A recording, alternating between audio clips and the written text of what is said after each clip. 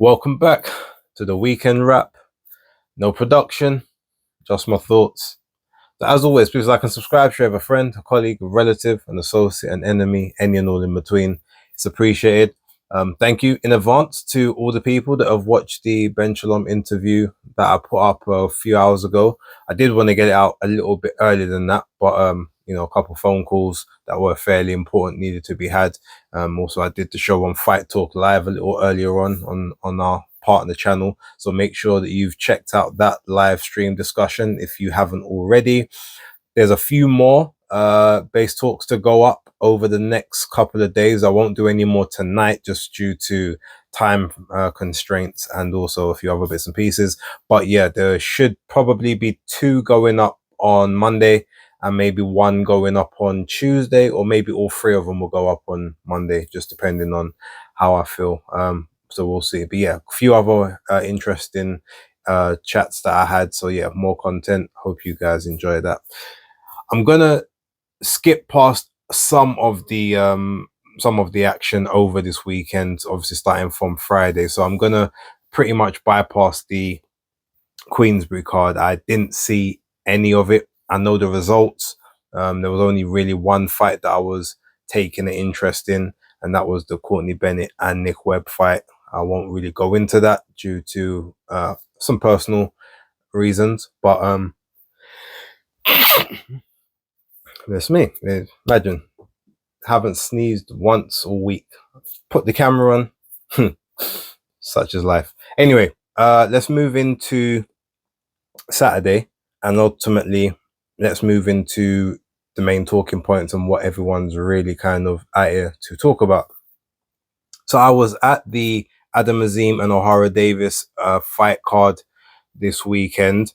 I got there extra early. I was in company with Danny Glover. I brought him along to the show as he was doing another show not too far from there. So I went to go grab him before we ended up going down there.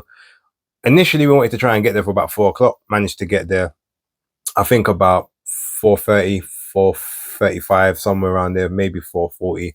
And yeah, as we got into the second round of Shannon Courtney against what's her name, Tacome Ramos. I can't remember the girl's first name, unfortunately, off the top of my head. But yeah, I remember she was 5-3. She was 21, so just a young up and comer from Brazil. I guess the standard fare: Brazil, Argentina, Buenos Aires, Nicaragua, Mexico. You can often see girls down there, and even men with 2, 3, 4 losses on the record, and doesn't necessarily mean that they're bad. They just get matched a lot tougher, a lot quicker on their road to recognition. But yeah, from everything from when I saw the fight moving on, I saw Shannon Courtney pretty much being backed up to the ropes consistently, round after round. She was throwing some good counters, but she was also dipping her head very low, below sort of the waistline, which is supposed to be illegal because a fighter's not really allowed to punch you if your head dips that far down, but you're also not supposed to dip your head that far down. A lot of it looked like it was just a survival tactic. But, she got some good shots off here and there, but primarily was just pressed all night by Tacome. She wouldn't be denied. Good straight punches. She had some decent body work as well. And she was pretty good at battling the counters.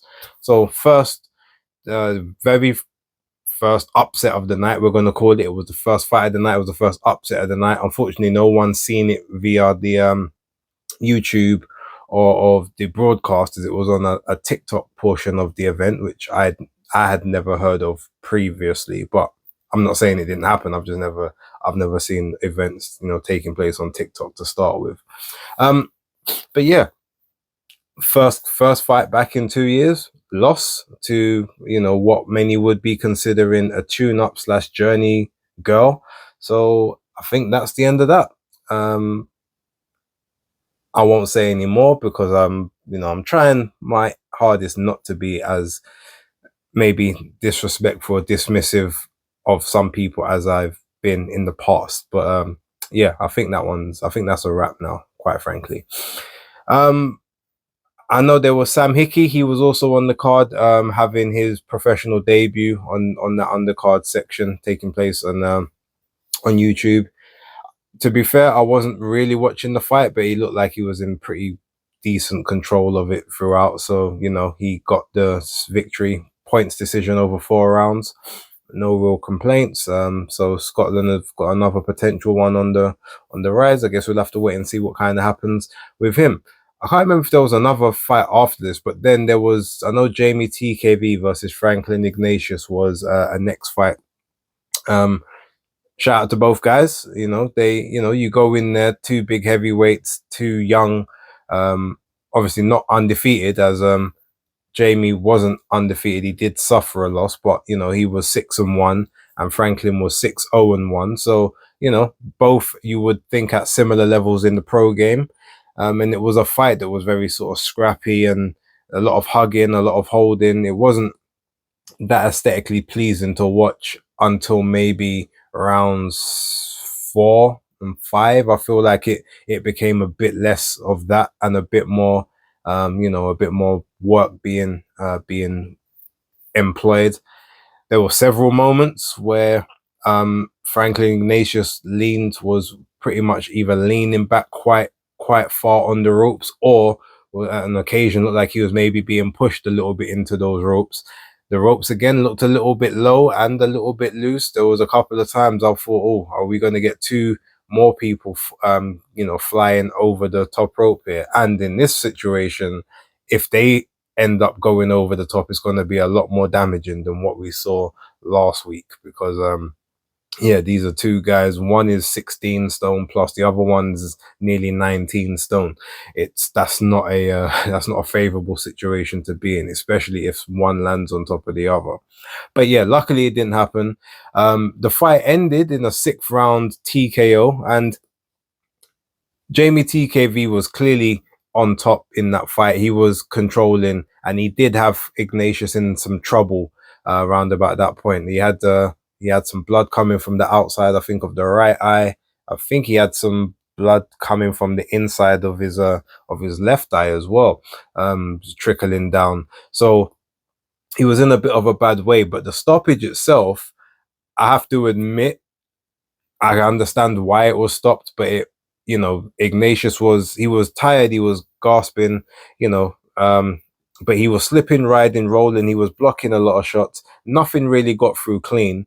And then at the moment when the ref actually is going to jump in to stop the fight, he actually swings a counter. TKV manages to get out of the way of it, and the counter actually hits the ref. I think it was Victor Lachlan. So I've got to say salute to Victor, because he caught the shot flush. The shot actually connected with his chin, but he managed to stay on his feet. And then obviously he's jumped in and just waved it off. And Ignatius is kind of looking at him like, why? But there wasn't a huge amount of protest, because I think he was just knackered. You know, but Jamie TKV moves on. So, you know, congrats to him. Then I think the main broadcast was starting after that, or there may have been another fight. And I know that, the fight I missed was Franchesca Hennessy against lady whose name I can't remember. It's bad of me. I should have actually got the names up before I started the video, but both of them were 5-0 at the time. Or was I think Franchesca was 4-0 and the other lady was 5-0. She was another Brazilian. I knew that part, but yeah, overall it was a very spirited fight. Franchesca Hennessy was clearly visibly smaller than this girl. You know, she boxed quite well in the first couple rounds, but then she sort of tried to stand and trade at times, got caught with some shots. And it was at that time where I feel like the Brazilian female lady was very much almost trying to beckon her into actually having a fight, because in those moments, Franchesca was starting to get a little bit on top for her. She was, you know, there was times where she was having to sort of hold on, sort of try to dip under a shot, almost like grab a hold for the ref to sort of break them, to separate them. But eventually she would sort of get back and get into her shape and work things out. And it was, yeah, she was doing good work overall. And she won the fight. I believe it was 78-74 on the scorecards, 8-rounder. So I assume 78-74 must have been 6 rounds to 2, I believe, if my maths is correct. So yeah, it was a fairly, you know, it was I would have said it was probably 5-3, if I was scoring it personally. But the right girl did win, but also she came through a crisis. Not so what? No, she didn't come through a crisis. She came through an acid test. She came through a tough fight, just to show that, you know, she's got that grit and determination. Spoke to her afterwards, which you guys will hopefully see in the next few hours or maybe early tomorrow, whereby she had said, look, she's fighting at super bantam. That's not her natural weight class. She's going to go back down to her weight class. She just wanted to sort of go there and pick up this vacant title because the opportunity was there. But now she wants to sort of go back down and ply her craft. So there was that. Michael McKinson got upset decision against what was it, Talani Mbenge. Now, prior to the fight, I've said that I thought McKinson would be able to navigate his way around the fight, because Mbenge, for every time I've seen him, is quite, you know, he's sort of quite slow on the feet, likes to sort of set his feet to get his shots off. But he moved a bit more fluid in this fight than I've seen him previously. And McKinson had a lot of difficulty working with the range, because Mbenge obviously had the longer reach, and I guess with the power that he had, you didn't necessarily want to be on the end of that at times. Now, he actually managed to wobble Mbenge at the start of the fight, but Mbenge composed himself and just basically outworked and outdogged McKinson for the next sort of 10 rounds, pretty much of what it was. And yeah, McKinson ended up going to points again. I did say prior that, you know, that the lack of power is always going to be a concern, or the lack of knockouts, but Mbenge didn't rely strictly on his punch power in order to come through this fight, and I think he was a deserved victor in the end. So yeah, now so the Anthony Yarde fight, I managed to watch it actually when I was on the way home from the arena. I was there, but because I was backstage doing interviews, and I was, you know, being called by some of the boxer team to go backstage and interview various other people, I didn't see a lot of the fight until the 8th round. And by that time, I just caught up with Danny Glover, and he was giving me the lowdown on what had happened beforehand. And he said that it looked like, you know, Yarde starting to, you know, it looks like his energy starting to run out. And then the other guys, Ralph's Vilkans is actually now almost, not to maybe taking over the fight, but he's having a lot more success. Then I've come in, looked at the next 2 rounds, and yeah, it was hard for me to make a case to say that Yarde won them. Maybe he got the 10th round. I could say, you can maybe say he won the 10th. But from when I was watching the 8th and the 9th, he definitely looked like he was in problems. There was only one referee. The referee was the only one scoring the bout, which was weird. Usually I've thought they only have a single judge or a single adjudicator for the fight, if it was like a 4 or 6 rounder. But maybe, you know, that's the policy you can have if it's you know, if it's not sanctioned for a belt or something. That's something that I'll have to do my Googles on. And Yarde, you know, was asked about people in the building and, you know, who he wants to fight, and he said, I'll fight anyone, and then proceeded to mention you know, Craig Richards' name and Dan Aziz's name. And, you know, he said, you know, look, said he made reference to Buatsi, but not really a strong mention. And it just seemed very like wishy-washy. Like, and if we're looking at it, and I won't spend too much time on this because you guys already kind of know how I feel. There's, you know, it was telling, Frank Warren did an interview the other day where they was talking about the contract and the dispute between it. And the dispute on the contract was that basically they had 2 fights left on the deal. And on both, for the first fight, they said they wanted a comeback fight from the Better Beef fight. And then Frank said, okay, well, then we'll go into a big fight after that. But then they asked for another warm-up fight, takeover fight afterwards. And he said, okay, well, all right, I'll give it to you. It won't be, it's not obviously on the same money, so it's not a part of the contract. And then when they've, then he's next discussed the next fight, all of a sudden they're saying, oh, well, we've had our 2 fights left on the deal. The contract is over. Yeah. So very, very, based on the way that Frank Warren had spoken about that, and I'll talk more about this over on Tuesday or Wednesday when I do a casual stream, it looked a very, very sort of sneaky way of going about things. But there was that. But now you're out of that. You've had this next fight, another sort of warm-up, gimme fight, like shake off the ring rust, even though he'd been out of the ring only about 6-7 months at this point, 8 months if that. And we're still not getting a guaranteed answer on who's next. We all know who the public want next, but for some reason there's just there's no impetus to just call out the name and say, boom, Boatsi, I want you. Yarde, I want you. Like, let's get it going. So that's very frustrating, just as a spectator. Outside of that, we had Azim, Ohara, Davies, 8 rounds, good fight. Ohara, Davies tucked up, didn't, was very, very economical, was trying to get his jab going, but Azim just a bit too quick for him. Ohara, Davies had his best success when he tried to ambush and throw 1, 2, or 3 shots together. But the problem being, Ohara's never been a combination puncher. He's always been the guy just looking for one shot, one calculated shot at a time, and he just didn't have the timing or the speed of reflex to be able to time Azim, who was just very, very quick, very composed. His defense was better than I've seen it recently. His head movement was quite good, and he took a few shots, but he never managed to take anything clean. And I think that was a testament to him being switched on and alert.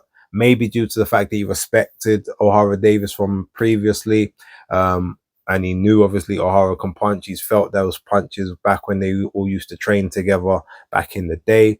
I'd have to assume that was part of it. But yeah, ultimately he did very, he was very composed, managed to drop Ohara with a body shot. I believe it was in the 4th round.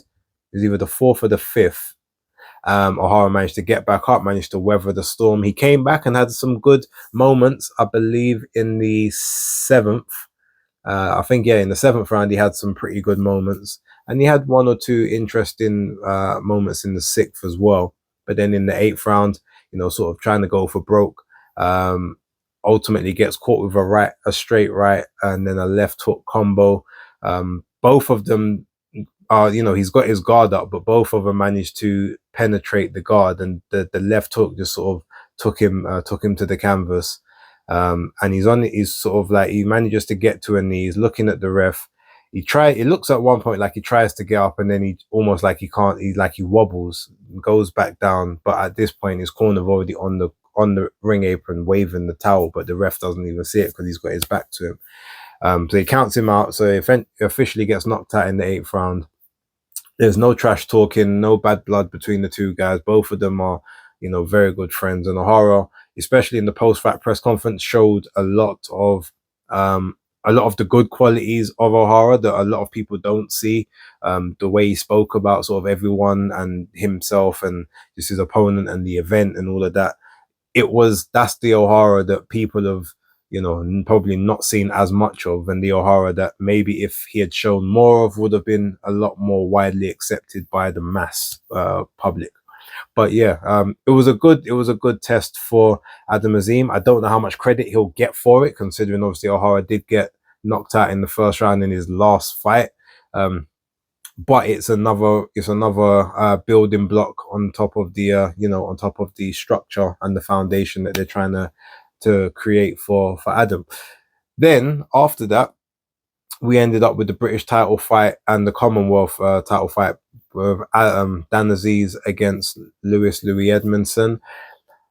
the fight of the night, which caused the most amount of controversy.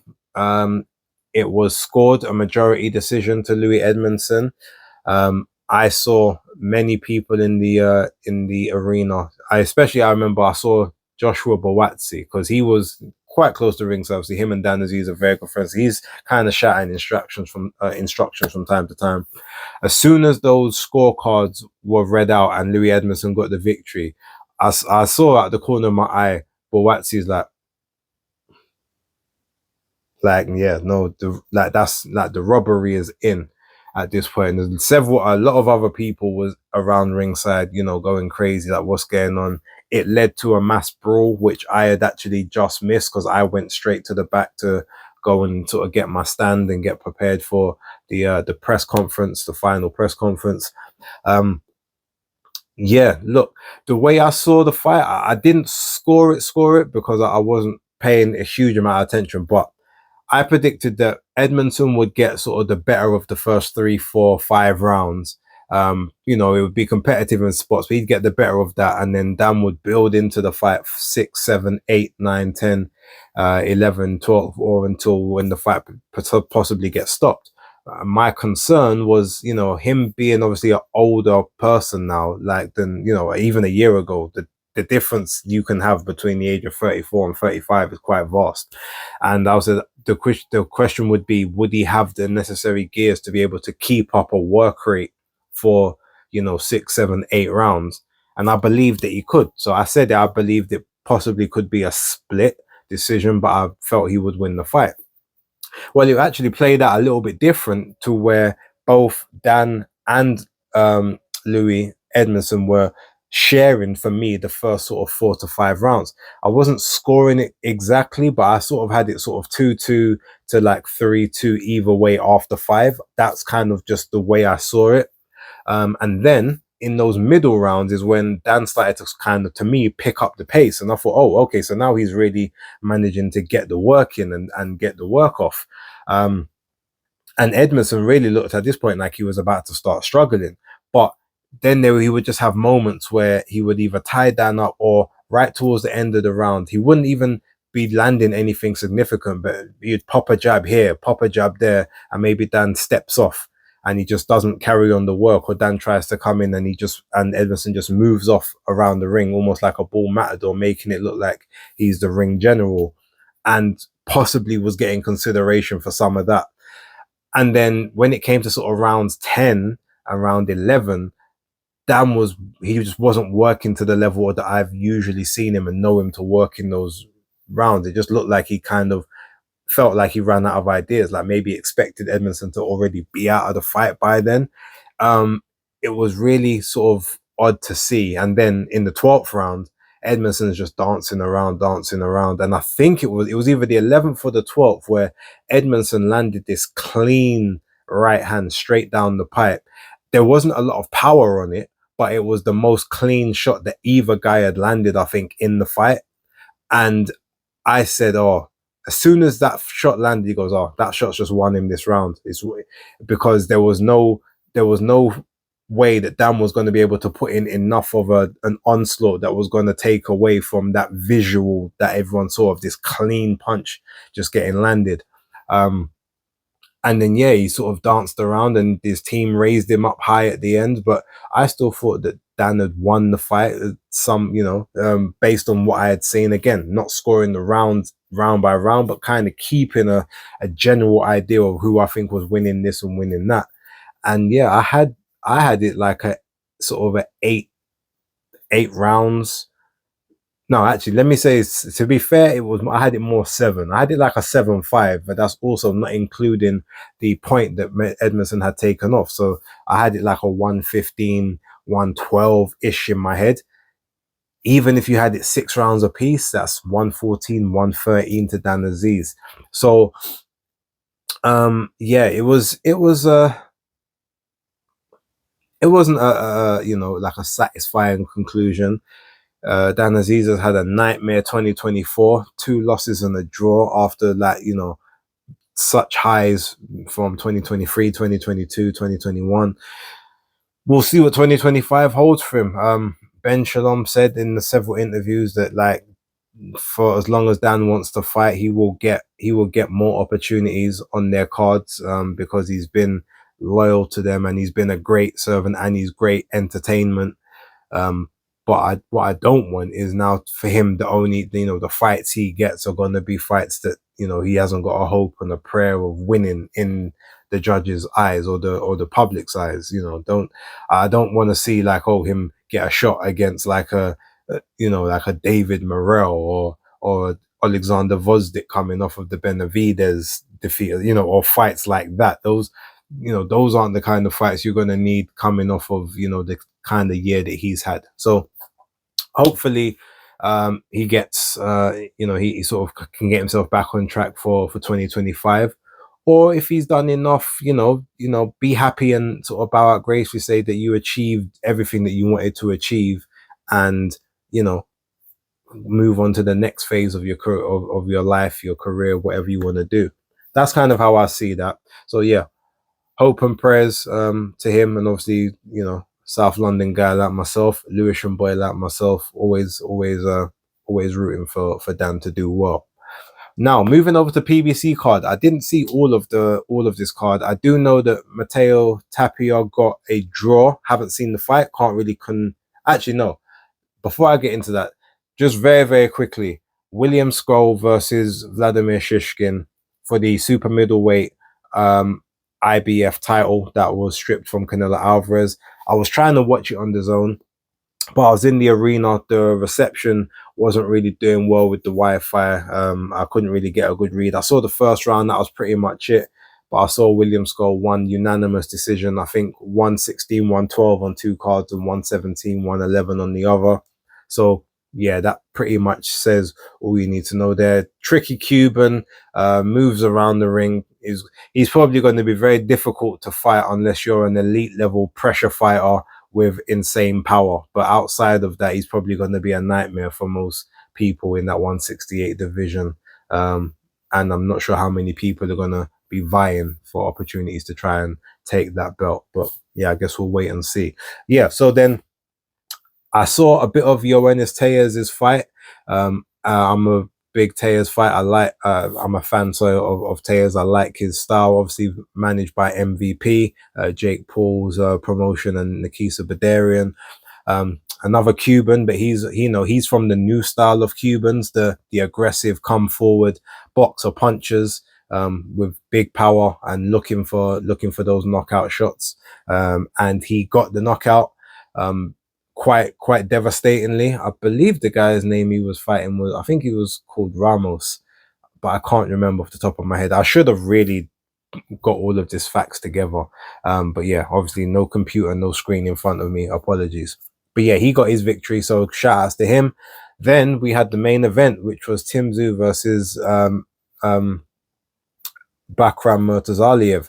And I predicted again, I thought this fight was going to go points, and I thought Tszyu would be able to outwork him to get to the points. And I had said prior to that, Bakram, of the fights that I've seen of him, he's decent at everything, but doesn't do anything spectacular, but has got elite level power. But I said I felt that Tim would be able to navigate through that power, be able to sort of keep the head off the line, slip inside, get on the inside of the shots. And yeah, just be able to sort of stay as defensive as he possibly can. And if a couple shots do come through, I think he'll be able to eat it. Well, that actually happened. But the problem is he was eating big shots in the first round, like from the first 20 to 30 seconds of round number one. He was catching Bakram with a few of his own big shots, but he was relying very heavily on his chin from the start. It almost like he was trying to pull counter a lot as well, which isn't really his style. Trying to lead off and then sort of counter the lead from Murtazaliev. But after finding out that Murtazaliev basically did his whole previous training camp through Ramadan without, taking the forfeitures and actually doing the Ramadan, being on the water, obviously the water fast and the food fast during the days, having to then train twice a night during sunset to sunup on very limited food that he was able to eat then as well. He said the only reason he managed to even get through the previous fight was on pure heart and desire and just determination and willpower, because his body wasn't right. He wasn't right. He had no energy. And okay, that made sense watching that fight to then watching this one. Now, like I said, I've seen him fight a few times and I'd never seen him fight to this level. So maybe because Tszyu is obviously part Russian as well, maybe that was something that he spurred him on a bit. Or maybe he was like, well, no, I need to make a name for myself in the US and I need people to see what I can really do. But either way, he did it because he knocked Tszyu down 3 times in the second round. Brutal knockdowns as well, not even just, you know, maybe slightly off balance. No, he chin checked him and the chin didn't hold up. It held up all through the first round, but you saw in that first round that the signs were there. If you don't tighten up, something's gonna, like, you can't just be shipping those punches thinking that yours are gonna just be better or be heavier. And then in the second round, yeah, bang, left hook, left hook. I think all three knockdowns came from left hooks. Definitely 2 of them did. And then in the third round, again, legs ain't really under him, but rather than sort of trying to take the moment on the floor, he's springing up straight away, I guess probably to give the referee the, no, don't you think about stopping this, I'm fine. Like, it was you know, I'm up, I'm fine. But the legs just weren't underneath him. And then rather than trying to box and move and just get away and get your senses back, he was trying to get it back in blood every single time. And that was just the worst game plan he could have at that particular moment. He also did, they had a little small clash of heads at the very start of the first round, and Tim was dabbing at his head immediately, which tells you that he's subconsciously not over what happened to him in the Fundora fight. And maybe that was something that unsettled him and took him out of whatever game plan he possibly had as well. Who knows? But outside of that, forgetting what Tszyu was doing wrong through those first 3 rounds, Bakram Murtazaliev was doing everything right. He was standing upright. He was moving off on the back foot.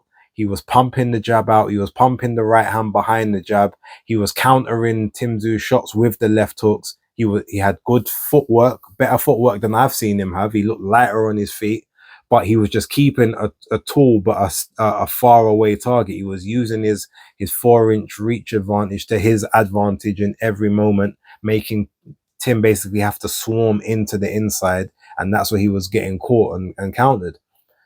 Big congratulations to Bakram Murtazaliev. Now they're potentially talking about him to face Terence Crawford.